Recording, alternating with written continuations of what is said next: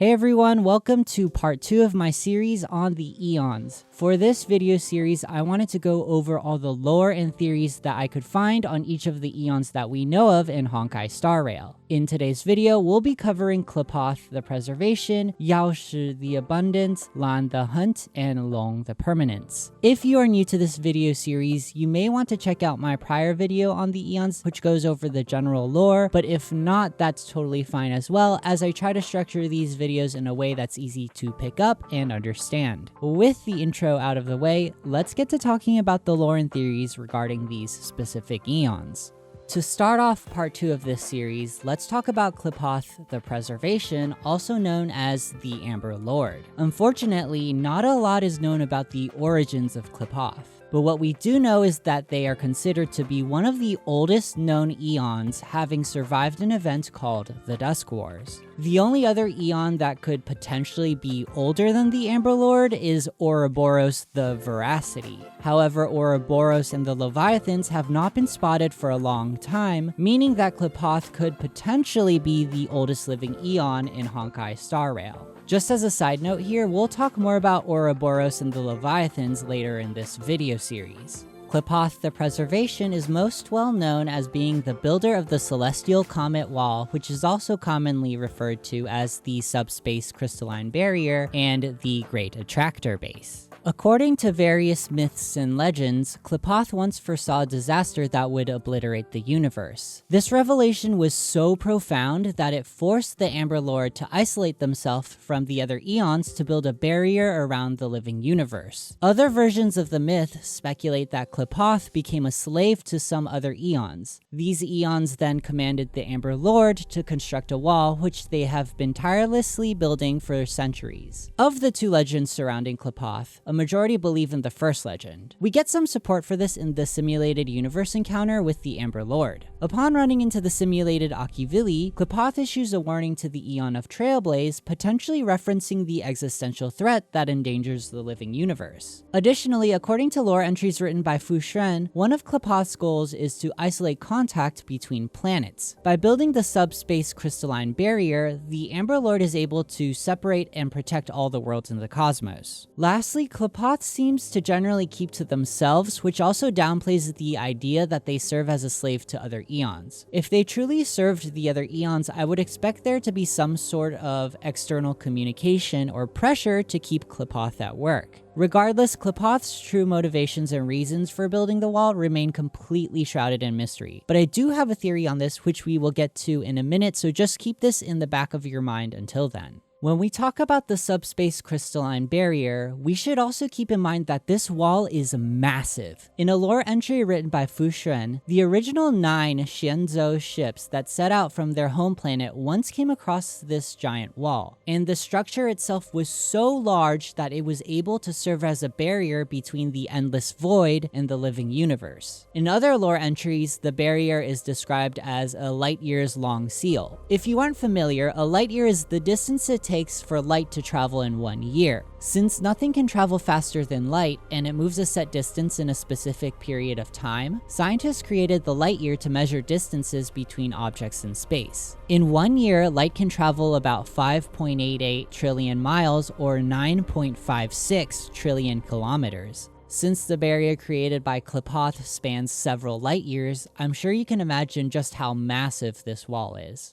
As with many of the other Eons, Qlipoth has attracted many followers. The two most commonly known factions that follow the path of preservation are the Architects and the Interastral Peace Corporation, or IPC for short. Unlike the factions that we discussed in my prior video on the Eons, the Architects are not a monolithic faction. Instead, the Architects refer to worshippers of Qlipoth that follow in their footsteps of building walls to protect against any incoming calamity. The implementation of their beliefs and the construction of the walls by the Architects depends on their home planet. Throughout the cosmos, many people mock the efforts of the Architects, believing that the constructions of the walls are a complete waste of time. Luckily for the Architects, there have been a few instances where the construction of the walls have saved their planets from imploding stars and supernovas. In the lore entry on the architects, it's been said that Qlipoth has occasionally gazed upon some of the architects as if to provide his seal of approval. In contrast, the IPC, or the Interastral Peace Corporation, has not been as lucky in receiving the approval of their patron Aeon. On the surface, the IPC may appear to just be a giant space business, but its origins go much deeper than that.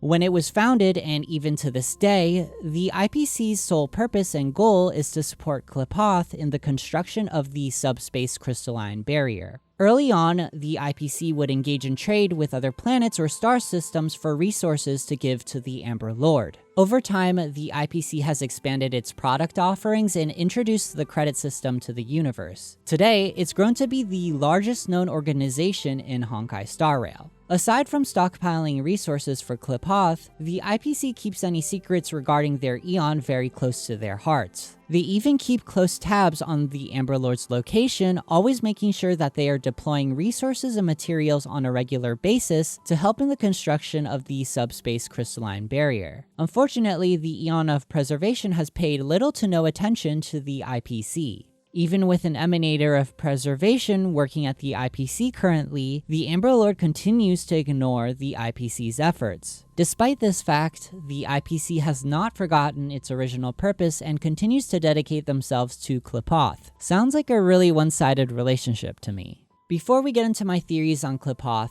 we need to cover one more thing, and that is the origin of this Aeon's name. Also, just as a disclaimer, I apologize for my pronunciation here as I'm not familiar with Hebrew, but will do my best. The name Qlipoth seems to be related to the Hebrew word Klippot, which has multiple spellings in English. I'm not sure why, but I think this has to do with making the pronunciation in English easier, but if you know, please let me know down in the comments below. If we take this word at face value, it literally means peels, shells, or husks. However, according to the Zohar, which is a piece of literature central to Jewish mysticism or Kabbalah, Klippot is the representation of evil. To contrast this, we have the Sefirot, the representation of God's divinity. The purpose of the Klippot is to serve as containers or shells to hold the Sefirot. Typically, these two concepts are represented through the Tree of Life and the Tree of Death. However, this is mostly a Western interpretation of the Zohar, and the actual text itself doesn't define these terms in such a strict manner. Because of this, I wanted to stay away from the interpretations of the text and stick with the source material. Anyways, back to the topic at hand. According to the Zohar, God created the universe through 10 emanations. Each emanation would represent a different divine aspect of God or Sefirot. To prevent the light of creation from dissipating, God had to indirectly create 10 vessels, aka the Klippot, to contain the 10 Sefirot. If the Klippot did not exist,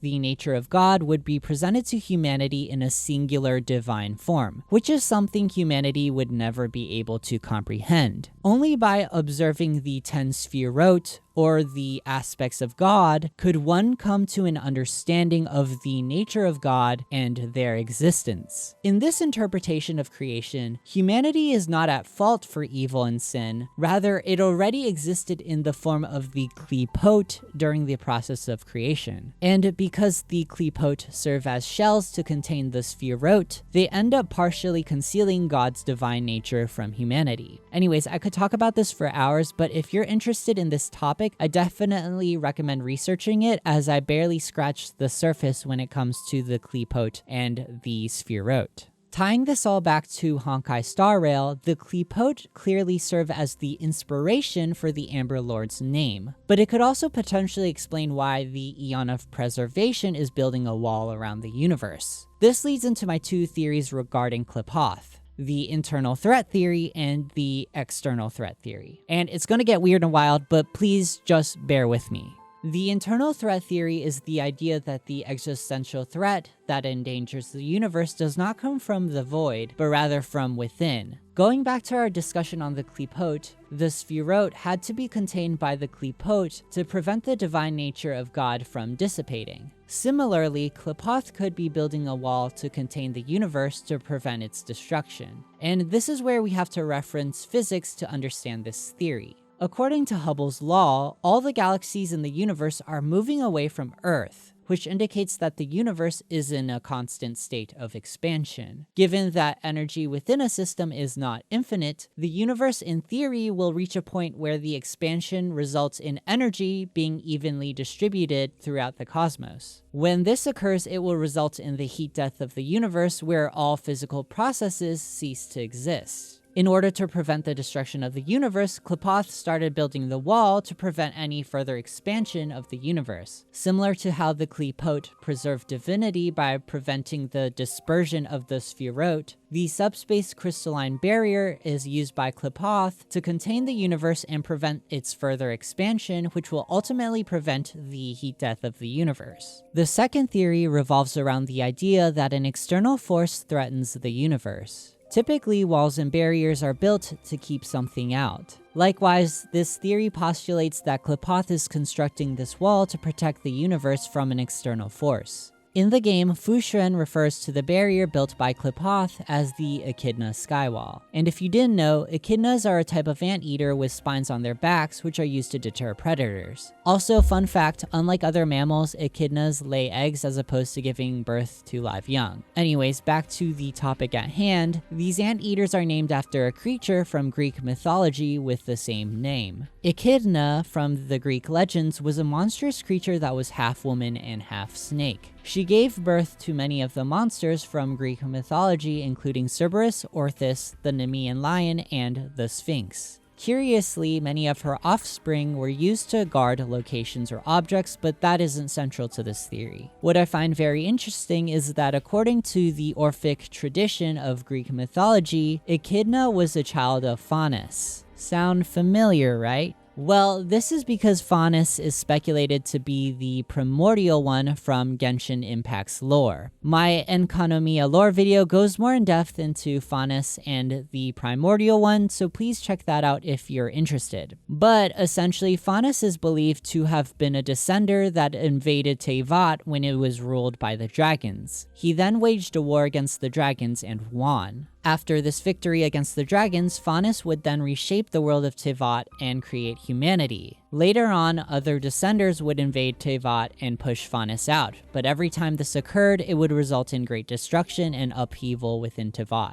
If we take the ideas from Genshin Impact's lore and apply it to Honkai Star Rail, it could very well explain why Qlipoth is building this wall. It's very possible that the Amber Lord foresaw an invasion from a descender like Faunus, and in order to protect the universe, he tirelessly constructs the wall to protect everyone from this existential threat. Also, when we talked about the Klippot, we know that an effect of this shell is that it conceals God's divinity or Sefirot. So another reason why the wall must be built is that it would hide the world of Honkai Star Rail from any potential invaders. As for the identity of a potential descender, that remains largely unknown. But based on the lore from Genshin Impact, we know that there are beings capable of traveling between different worlds within the Honkai multiverse. So it's possible that someone like Faunus or the Traveler could make their way to the Honkai Star Rail universe. And that pretty much wraps it up for all the lore and theories on Qlipoth the Preservation. What theory do you think makes the most sense here? Let me know your thoughts down in the comment section below. Next up, we have Yaoshi the Abundance. Unfortunately, this particular Aeon remains shrouded in mystery as we don't have any information about their origins. What we do know is that at some point in the distant past, Yaoshi lost everyone that they cared about. As a consequence of these events, Yaoshi feels a deep sadness that their immortality did not also grant them the wisdom to save those that they cared about. Presumably, this led Yaoshi to pursue the path of the abundance to end suffering throughout the cosmos. To achieve this goal, Yaoshi travels the universe, bestowing the gift of life to any races that ask for their help. That being said, the blessings from this Aeon have often resulted in some terrifying outcomes, which we will talk about later in this video. One such group that sought help from the Aeon of Abundance was the Xianzhou Alliance. At some point in the distant past, the emperor of a long-lost and forgotten nation sent out the 9 Xianzhou ships to discover the key to immortality. After traversing the cosmos for thousands of years, the Xianzhou fleet would eventually come across Yaoshi the Abundance. Each of the 9 ships would receive a blessing from the Aeon of Abundance that would prolong their lives. For example, the Xianzhou Luofu would receive the Ambrosial Arbor, whereas the Xianzhou Yaoqing would receive a moon. Regardless of its form, the blessings from Yaoshi would prolong the lives of the inhabitants of the Xianzhou fleet. For a time, the people celebrated their newly attained immortality, but that would not last.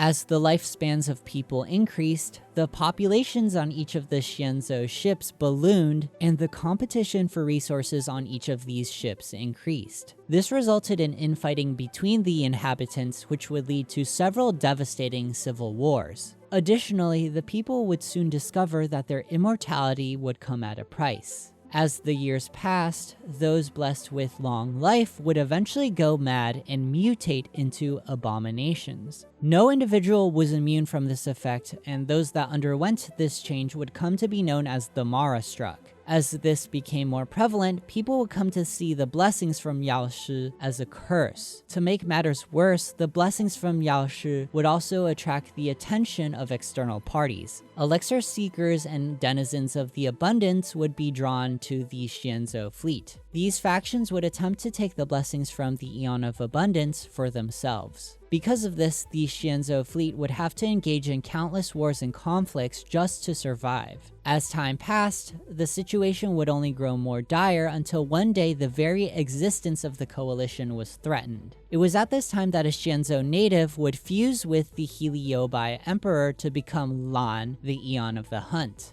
They would then strike down the Ambrosial Arbor and repel the invading Denizens of the Abundance. Once the conflict ended, the Xianzhou fleet would pledge allegiance to the Path of the Hunt and become the Xianzhou Alliance. To this day, the Xianzhou Alliance follows in the footsteps of the Hunt, hoping to one day eradicate Yaoshi and the Denizens of the Abundance from the cosmos. As for the current whereabouts of Yaoshi, that remains unknown, but we will definitely cross paths with this Aeon at some point in the future. With Yaoshi's background story out of the way, it's still hard to understand the purpose or meaning behind their path. To get a better understanding of this, we should start with the cultural references that can be linked to this Aeon. First of all, the name of the Aeon of Abundance is derived from Chinese. Given that I can speak Chinese, I can give you a breakdown on the characters that make up the name. The word Yao in Yaoshi means medicine in Chinese, and the Shi in their name typically denotes a master or teacher. If you directly translate this to English, it would mean medicine master or medicine teacher. That being said, the name Yaoshi seems to be a reference to Yaoshi Fo, which translates to the word medicine Buddha in English. According to my research, the medicine Buddha is famously known for the 12 vows they made upon reaching enlightenment. I'm not going to go through all the vows just because that would be an entire video in and of itself, but generally speaking, the vows seek to bring others enlightenment through spiritual, mental, and physical healing. Additionally, the medicine Buddha also vowed to bring their teachings and share their wisdom with all of humanity.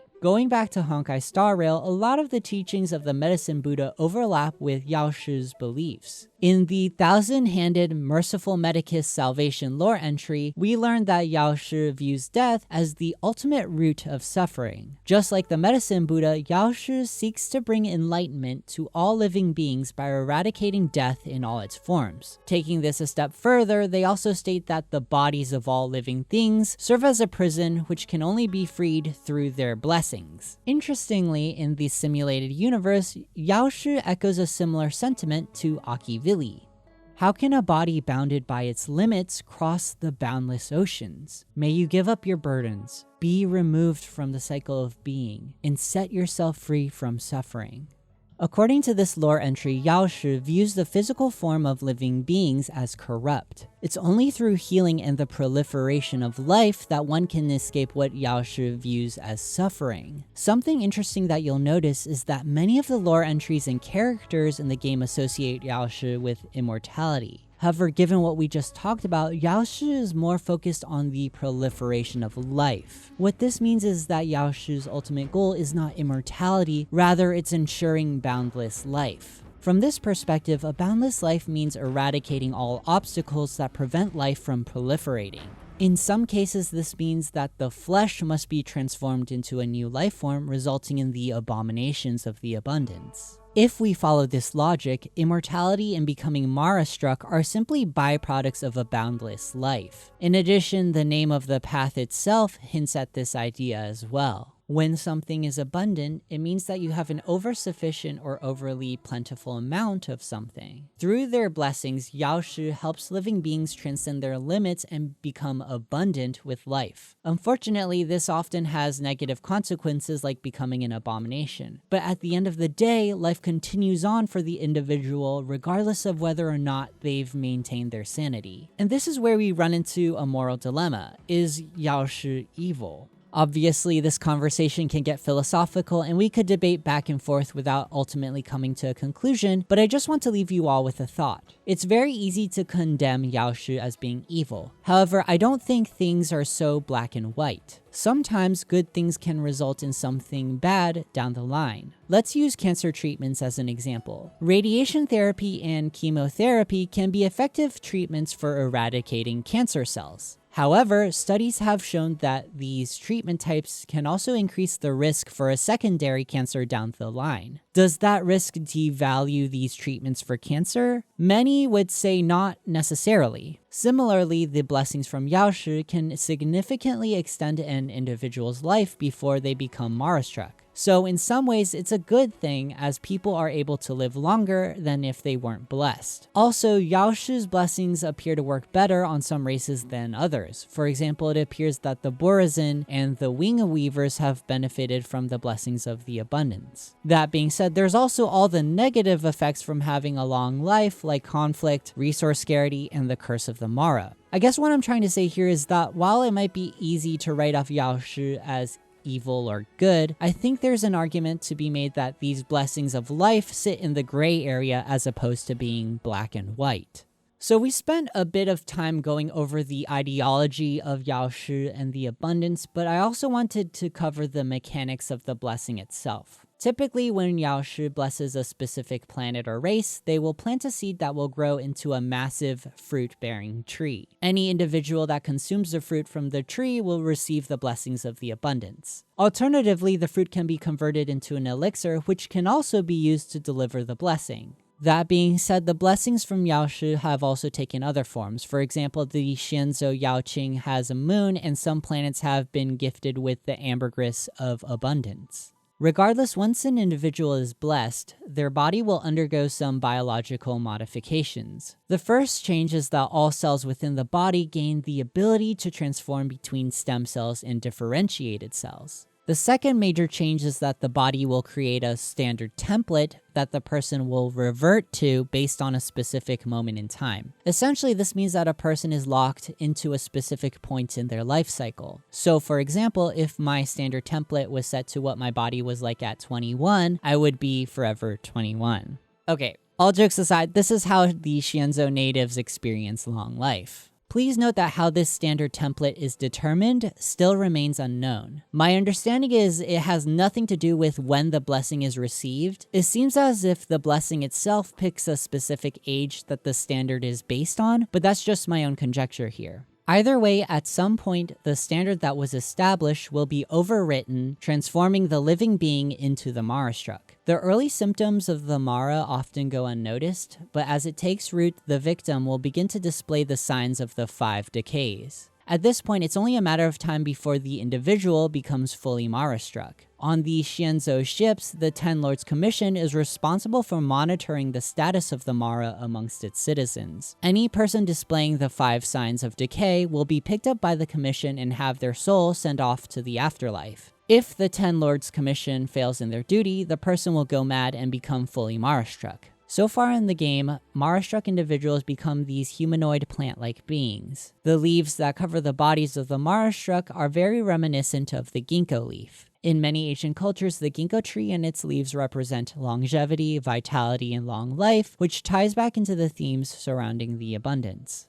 When it comes to Yaoshi, they have attracted many followers throughout the cosmos. The most significant factions associated with this Aeon are the Denizens of Abundance and the Elixir Seekers. The largest faction by far amongst Yaoshi's followers are the Denizens of Abundance. Some examples of the Denizens of Abundance include the Borazin, Heliobi, Vicorpus, Wing Weavers, and Sanctus Medicus. All the Denizens of Abundance share similar stories of their Aeon Yaoshi. All their worlds were once plagued with conflict and war. When these various worlds stood on the brink of destruction, Yaoshi would descend, planting a seed that would restore vitality to the land. As more and more worlds came to be blessed by Yaoshi, the Denizens of Abundance would come together to spread the news of their Aeon. However, with the rise of the Hunt, rumors have begun to spread, labeling Yaoshi and her followers as abominations. Even the followers of Nanook have started to seek out and destroy those blessed by Yaoshi. As such, the Denizens of Abundance have prepared themselves to strike back against the blasphemy against their god. Another faction that can be linked to Yaoshi are the Elixir Seekers. Their ultimate goal is to find their Aeon Yaoshi and acquire the Elixir of Immortality. Rather than being a monolithic faction, the Elixir Seekers come from different backgrounds, with some possessing command of an entire fleet to lonely travelers. Though many Elixir Seekers have sought out Yaoshi, very few have been successful in their conquest for the Elixir of Immortality. When the Xianzhou ships set out to find the key to immortality, they were considered as Elixir Seekers. But now that they have abandoned the path of abundance, the Xianzhou Alliance does their best to help Elixir Seekers find alternatives to blessings from the abundance by providing medical support and treatments. Unfortunately, despite their best efforts to dissuade Elixir Seekers from chasing after the Aeon of Abundance, the Xianzhou Alliance is sometimes unable to stop the most determined individuals from seeking out Yaoshi. And that is everything I was able to dig up regarding Yaoshi the Abundance. As for theories or speculation regarding this Aeon, I will cover that in the next section when we talk about Lan the Hunt. Next up, we have Lan the Hunt, also known as the Rainbow Arbiter. This Aeon is known for their endless wandering between worlds to destroy the abominations of the abundance. The origins of this Aeon are very closely linked to the Xianzhou Alliance's encounter with Yaoshi. As the Xianzhou ships scoured the universe for the secret to immortality, they came across many different races and species of living beings. One such race was the Heliobi. The Heliobi were creatures with a non-physical body composed of pure energy. They were also a race that was blessed by the Aeon of Abundance. Unfortunately, they were not a friendly race and launched numerous devastating attacks against the Xianzhou fleet. Some of the Heliobi's tactics included the possession of living beings and the creation of a red star to destroy the fleet. Luckily, the Xianzhou Alliance was able to defeat the Heliobi and ended up capturing the Flint Emperor, the leader of the Heliobi. They then sealed away the Flint Emperor and used him to power the ship called the Xianzhou Zuming. After this conflict, the Xianzhou ships would continue on their journey. Eventually, they would come across Yaoshi, who would bestow the blessings of the abundance onto the Xianzhou fleet. Initially, these blessings were well received, but there was an individual known as the Rainbow who spoke out against the Aeon of Abundance. The inhabitants of the Xianzhou ships would ridicule the Rainbow for his beliefs. Frustrated that no one was listening, the Rainbow would fire an arrow at the ambrosial arbor. This would only enrage the people, and they would capture him and place him into cryosleep.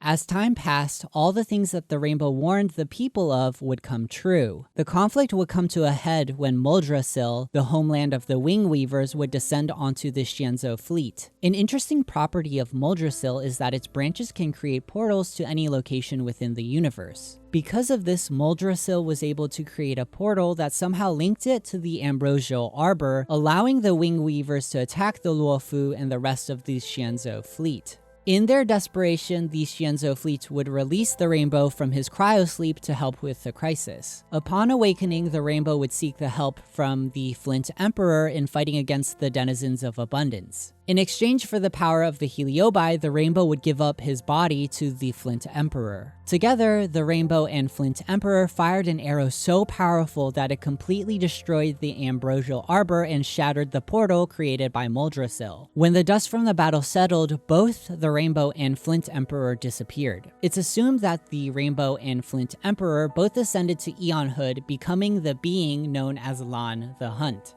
That being said, there are certain lore entries that downplay the Flint Emperor's involvement, but regardless, Lan the Hunt was born after the destruction of the ambrosial arbor. Following this event, the Xianzhou Alliance would swear loyalty to the Hunt and vowed to join Lan in eradicating all the abominations of the abundance. When it comes to their hunt against the abundance, Lan is not shy in appearing before mortals, unlike their Aeon counterparts. According to the devlogs in the simulated universe, Lan has been spotted quite frequently. However, they travel so fast that it's impossible to observe their true physical form. The arrival of Lan is typically characterized by gravitational anomalies that are followed by a flash of light. Once the Aeon has passed, they will leave behind a rainbow-colored trail that the Xianzhou Alliance will use to track their movements of their patron Aeon. Given their dedication to fully eradicating the abominations of the abundance, Lan is constantly on the move throughout the universe, never stopping in one spot for too long. One such encounter was recorded by the Xianzhou observation station. After a flash of light, Lan descended and completely destroyed the planet Xianzhou. According to the devlogs, this occurred so fast that they were unable to directly observe the Aeon, rather they inferred Lan's arrival based on the traces they left behind. Based on this account, we get a glimpse into how destructive Lan can be. An unfortunate consequence of these impressive displays of power by Lan is collateral damage. Because Lan is so focused on hunting down the abundance, they rarely stop to consider the consequences of their actions. There have been several occasions where innocent bystanders were harmed as a result of Lan's actions. One such occasion was recorded in Dan Shu's diary, where her best friend named Yi Fei was killed when Lan descended upon the battlefield. Because of this, Dan Shu now opposes the Aeon of the Hunt and is directly responsible for the revival of the Ambrosial Arbor in the main story questline. When it comes to factions that are associated with Lan, the two main factions that we know of are the Xianzhou Alliance and the Galaxy Rangers. The Xianzhou Alliance we've talked about pretty extensively in this video, so I won't go into too much more detail about them. Essentially, the Alliance is a fleet of ships that have allied themselves with Lan in eradicating the Denizens of the Abundance from the cosmos. Given their close connection with Lan, the Alliance enjoys a degree of power that not many others can match. In the game, we're told by Kafka that the Alliance will be indispensable in our final battle against Nanook. According to lore entries from the Seat of Divine Foresight, the Xianzhou Alliance has already started to prepare for a future confrontation with the Antimatter Legion. All this being said, I'm really excited to see how everything plays out when the Astral Express and the Alliance go up against Nanook. Unlike the Xianzhou Alliance, the Galaxy Rangers do not despise the abundance. Instead, they admire Lan for their decisiveness and quick action in upholding justice. Following in the footsteps of their Aeon, the Galaxy Rangers travel between planets, upholding justice and hunting down evil. According to various lore entries, some of the major achievements of the Galaxy Rangers include the assassination of Lord Ravager Zulo, defeating the successor of Emperor Rupert, and preventing Dr. Primitive's rebellion from being successful. Unfortunately, the Galaxy Rangers have recently undergone a rapid decline. It's speculated that Dr. Primitive escaped capture from the Rangers and has been working from the shadows seeking vengeance on the Rangers. Given that the Alliance and Galaxy Rangers both worship Lan, the Xianzhou Alliance has made efforts to seek out the Rangers to help them rebuild, but sadly they've been unable to make contact with the leader of the Rangers. Hopefully we get to meet a Galaxy Ranger at some point in the future and see how their feud with Dr. Primitive plays out.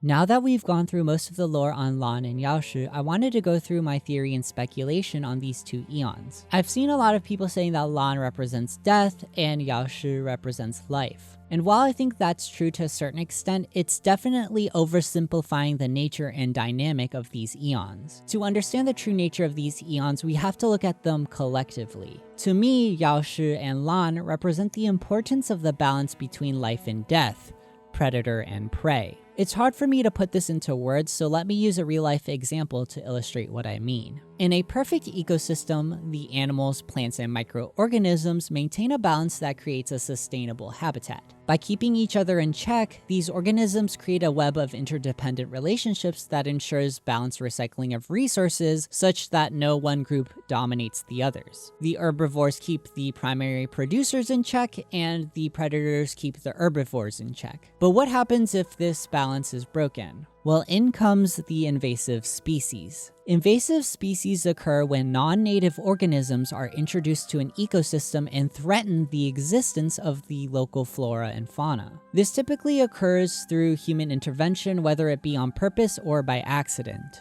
Once introduced, the invasive species will outcompete all the local organisms for resources, causing ecological damage and reducing the habitat's biodiversity. One such example is the lionfish, which was introduced to the Atlantic Ocean. Because the lionfish lacks predators in the Atlantic, their populations have exploded. Not only that, but lionfish are voracious predators and have been decimating the Atlantic reefs by consuming the native fish. As a result, coral reefs in the Atlantic have been severely damaged by the invasion of the lionfish. Similarly, in my area, we have a problem with goldfish and snakefish overtaking our ponds and lakes. Going back to Honkai Star Rail, I think the relationship between Yaoshi and Lan followed the same idea. While Yaoshi goes around blessing races, Lan must travel throughout the cosmos to keep the abundance in check. We've seen that the wing weavers and Borazin often act like invasive species by raiding other worlds for resources. Because of this, the hunt plays an important role in keeping the abundance in check and preventing their complete takeover of the cosmos. Together, Yaoshi and Lan represent the importance of the cycle of life and death and the importance of a balanced ecosystem. That being said, I don't think Lan will ever fully destroy Yaoshi. Rather, I think it'll be an endless chase between predator and prey. The final Aeon we'll be covering today is Long the Permanence. At the current moment, all we know is that Long no longer exists. The circumstances of their disappearance remain rather mysterious and no one truly knows what happened. However, there is one interesting thing that we learn from Kafka regarding this Aeon. In the main story quest, we find out that Tayzeranth, the propagation, was somehow able to take over a part of Long's path to ascend to Aeonhood. But we'll talk about this more when we get to the Vidyadhara. The name for the Aeon of Permanence comes from the Chinese word Long, which means dragon. Contrary to their Western counterparts, dragons in Chinese mythology were not seen as malevolent beings. Instead, they were viewed as symbols of longevity, power, and good luck. Similarly, in Honkai Star Rail, Long the Permanence was said to have a rich and immortal life. In Chinese culture, dragons are typically depicted as long, serpent-like creatures with horns and 4 legs. They were also worshipped as the rulers of water and storms. This may explain why Bailu's abilities all involve water and that her element is lightning. Given this information, I think it would be safe to assume that Long possessed similar powers when they were alive. When talking about Long, I think there's a lot we can gather about this Aeon's nature from the Vidyadhara. The Vidyadhara race, also known as Long's scions, are descendants of Long the Permanence. They have a unique ability to reincarnate, kind of like the phoenix from Greek mythology. When the Vidyadhara reach the end of their lives or are severely injured, they will turn into an egg that looks like a pearl. Once the egg hatches, they emerge as a newborn ready to repeat the cycle. I don't think many people picked up on this, but a dragon being born of a pearl is a direct reference to a story from Chinese folklore. According to this story, there was a boy that lived with his mother in a very poor village. Every day, the boy would travel long distances to find food for his mother and the animals on their farm. One day, the boy would come across a lush patch of grass and he would immediately harvest it and bring it back home. When the boy returned the following day, the grass had fully grown back. Because of this, the boy decided to dig up the grass so that he and his mother could grow it back at their farm. But when he does this, he discovers a pearl under the field of grass. As soon as he gets home, the boy hides the pearl in a sack of rice and plants the grass. The next morning, he finds out that all the grass he had planted had died, but that the sack of rice was now overflowing. The boy and his mother quickly discover that the pearl has the ability to multiply anything it touches. They use this pearl to create more food and share their surplus of resources to the other villagers. Unfortunately, the other villagers were not so kind, and when they found out about the pearl, they threatened to take it away from the boy. To prevent this from happening, the boy swallows the pearl, which transforms him into a dragon. In his new dragon form, the boy brings down rain to water the crops and creates a river to sustain the village. As he flies away to the heavens, the boy's mother says her goodbyes and thanks him for protecting their land. Just like in this Chinese legend, the Vidyadhara from Honkai Star Rail also hatched from pearl-shaped eggs. I thought this was a neat little touch and something that Western audiences wouldn't necessarily know about. Going back to the reincarnation of the Vidyadhara, one thing to note is that whenever they are reborn, they lose all their memories from their past lives. So in many cases, the Vidyadhara will keep a diary so that they can tell their new selves what their past lives were like. Another interesting thing about the Vidyadhara is that they are unable to reproduce. Remember earlier when we talked about how Tayzeranth took over a part of the Path of the Permanence to become the Aeon of the Propagation? Well, maybe in the process of doing so, Tayzeranth also took away the Vidyadhara's ability to reproduce. That being said, I would definitely take this theory with a grain of salt because we need more evidence to back it up. However, what we do know is that because the Vidyadhara are unable to reproduce, they will likely go extinct at some point in the future. The Xianzhou Alliance leaders are aware of this fact and have taken measures to preserve the current population of the Vidyadhara. Lastly, there are some Vidyadhara that have the ability to turn into a dragon. According to Danheng, this is an extremely rare power that can only be passed down to those that successfully complete various trials and rituals. It's a process that is strictly overseen by the high elders of the Vidyadhara. Those that are able to complete the rituals and challenges are given the title Imbibitor Lunae. Currently, Bailu is the next in line to go through this process. That being said, in the recent past, there was another Vidyadhara that attempted this but failed, resulting in a disaster called the Sedition of the Imbibitor Lunae. I wasn't able to dig up any information about this disaster, so I assume that when we get Bailu's story quest, we will find out more about what happened. So now that we've gone over some of the background information regarding the Vidyadhara, what does it tell us about the true nature of Long and the path of permanence? Well, to get a good understanding of this, we need to dive into a bit of philosophy and answer the question, what is permanence? To many people, the answer is simple. The immortality and reincarnation cycle of the Vidyadhara race is an example of permanence. Through their long lives and reincarnation, they are able to exist permanently in the universe. But I disagree with this line of logic and have several issues with it. According to the dictionary, permanence is the state or quality of remaining unchanged indefinitely. If we look at the Vidyadhara, they are anything but permanent. As we stated earlier, the Vidyadhara are only able to live for a few hundred years before reincarnation. On top of that, all their memories are wiped when they are reborn, which forces them to live quote-unquote new lives. We also have to take into account that the Vidyadhara race face the very real threat of extinction, not to mention the fact that their Aeon Long has disappeared. If we take this all into account, it would seem that Long and the Vidyadhara are anything but permanent. In fact, you could argue that they're always in a constant state of change. Following this logic, we then run into a contradiction between change and permanence. And this is where we need to turn to philosophy. For many centuries and even today, people have wondered, is anything truly permanent? In ancient Greece, there were two schools of thought regarding this topic. The first school of thought was led by Parmenides, who argued that the universe was a single unchanging reality. It's very similar to the ideas I present in my video on the Raiden Shogun and the philosophy of eternity. So if you're curious, go check out that video for more context. But basically, Parmenides believed that the universe exists in a timeless vacuum where everything is already determined. In this sense, the universe is permanent and unchanging.